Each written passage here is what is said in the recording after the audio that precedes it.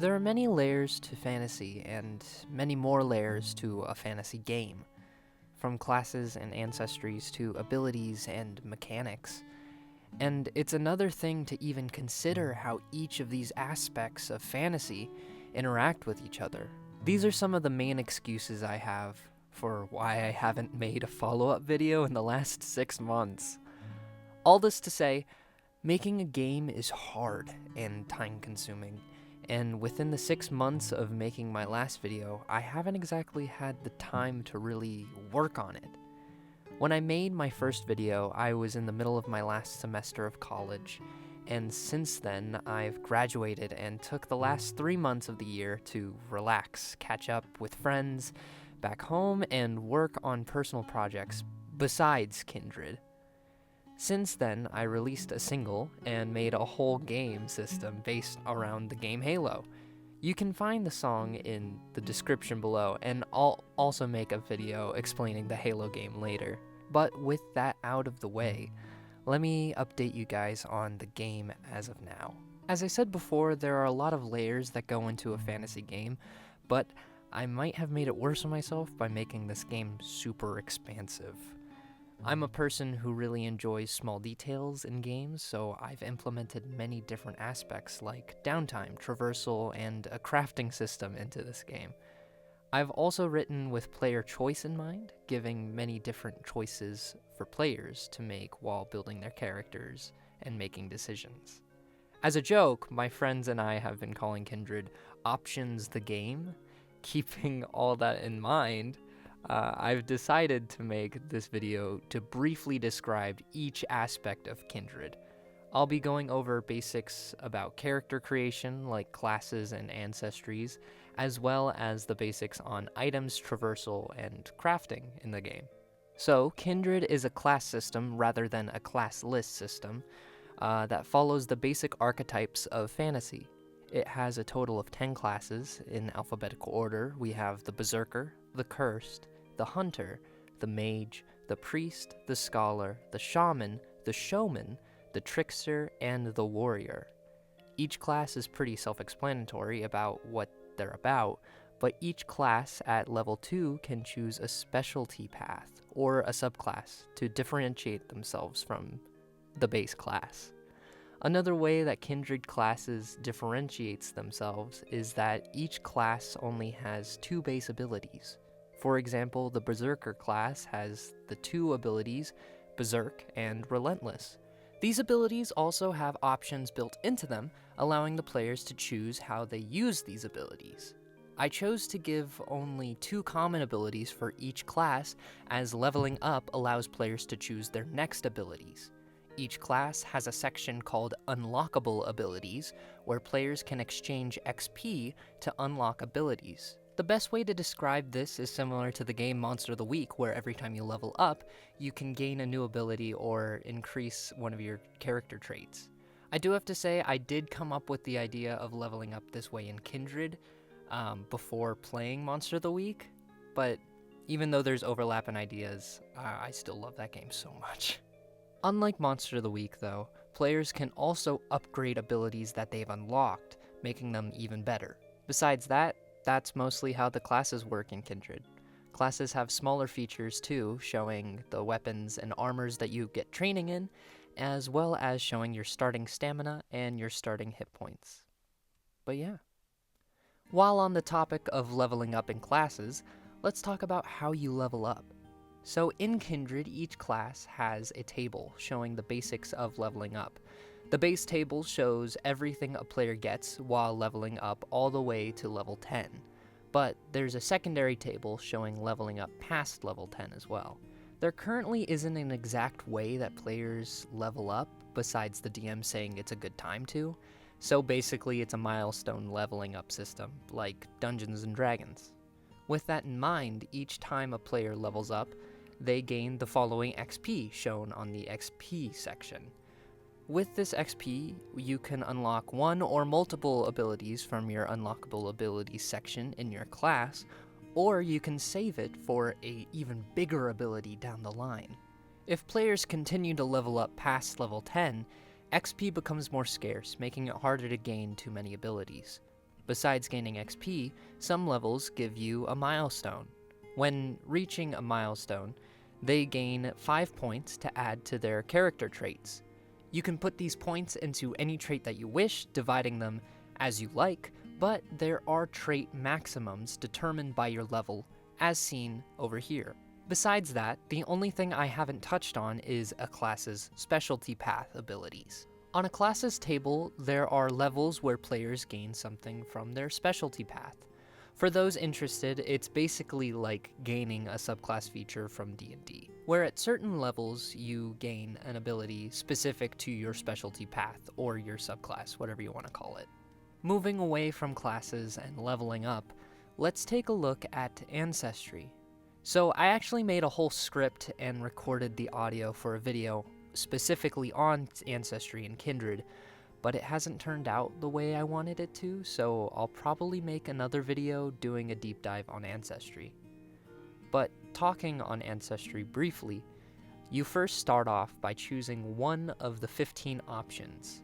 The Ancestries include Abaddons, Beastkin, Craftborn, Divinay, Dragonkin, Dwarves, Elementals, Elves, Feyborn, Giantkin, Goblinoids, Gnomes, Halflings, Humans, and Orcs.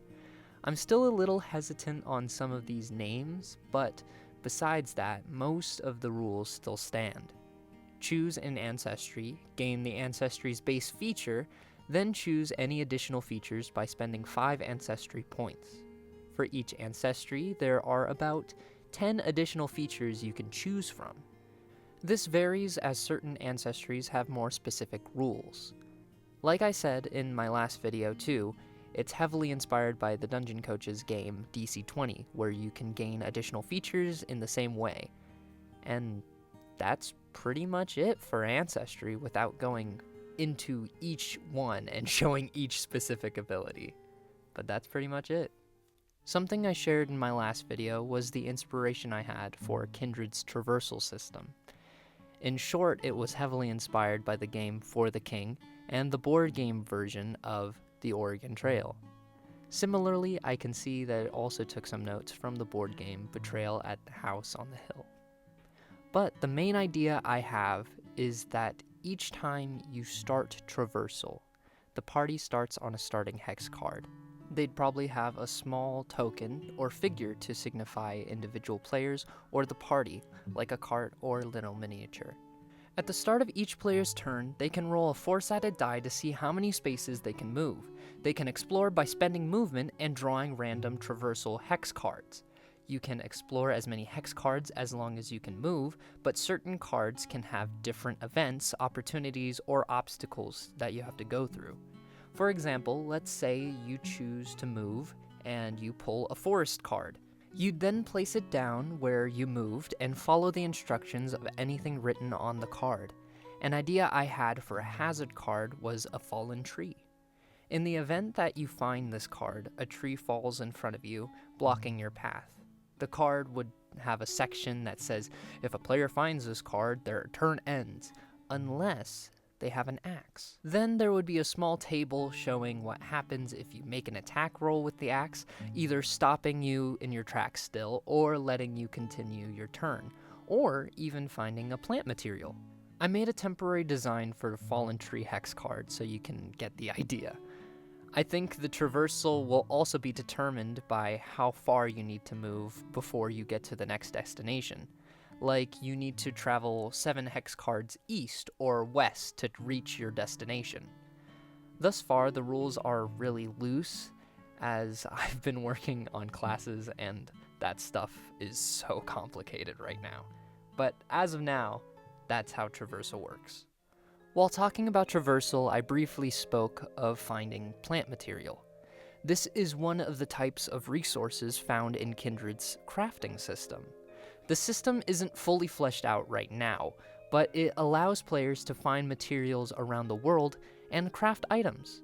In Kindred, the resources have been dumbed down into certain groups, with 3 rarities within each group. The resources in Kindred include animal materials, magic materials, meats, minerals, monster parts, and plant life. Like I said before, within each of these resources, there are 3 types of rarities. There is uncommon, common, and special materials.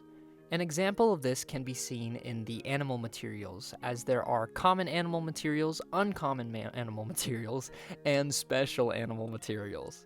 With this, you can differentiate common animal products, like eggs and feathers, into a more general form, becoming more specific and rare in the uncommon and special versions. This makes materials easier to create crafting recipes for. Speaking of crafting recipes, there's only a few crafting recipes I have finished at the moment, and this just includes snacks, rations, and meals. I made these first as I think in order to choose certain options during rests, you need to have food in order to choose them.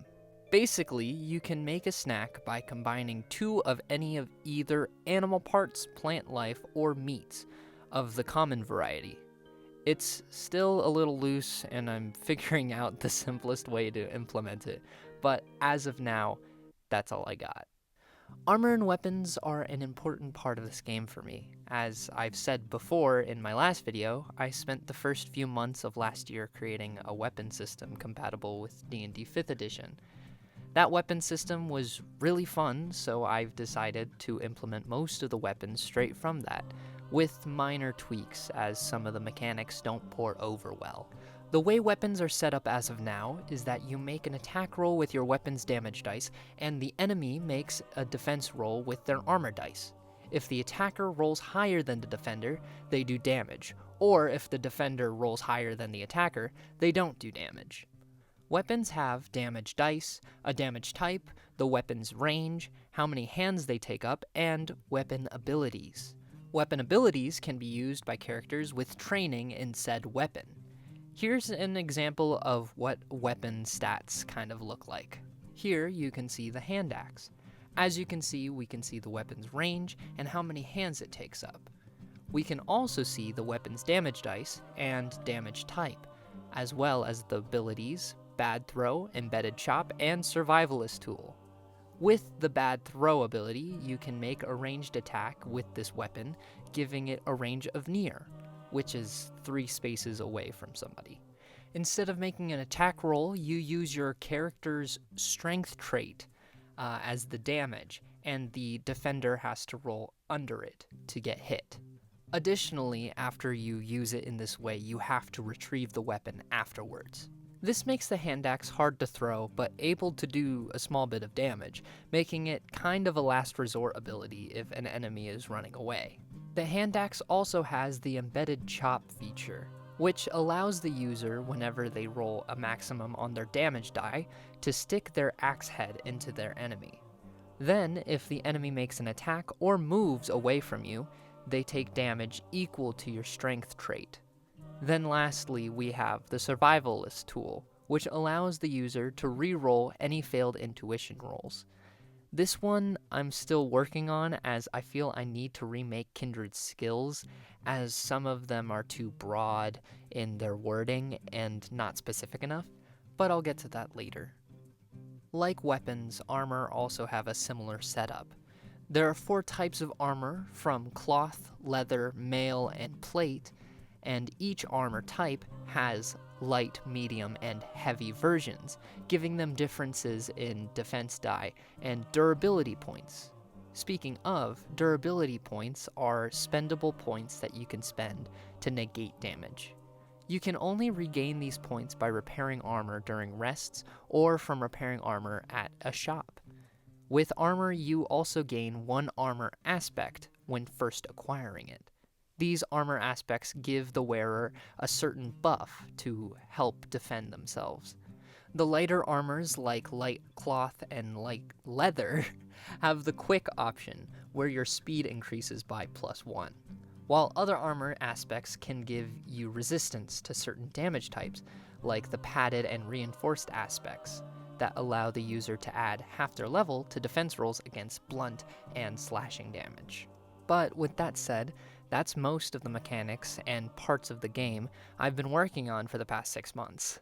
There is still so much work I need to do that I haven't even mentioned to. I still have to create monsters and enemies, as well as come up with comprehensive rules for game masters, like how dungeons and similar things work. With all this work ahead of me, I hope you found that at least entertaining. Some of my favorite videos for inspiration on Kindred are just people going over small details of games, like buffs and nerfs and the philosophy of game design, so I had a lot of fun with this. Let me know your criticisms and feedback in the comments, and I really enjoy hearing your thoughts. Also, these videos are a lot more work than I expected, so if you can, go check out my Patreon in the description below. Thank you so much for watching, and I really hope to see you all soon. Bye!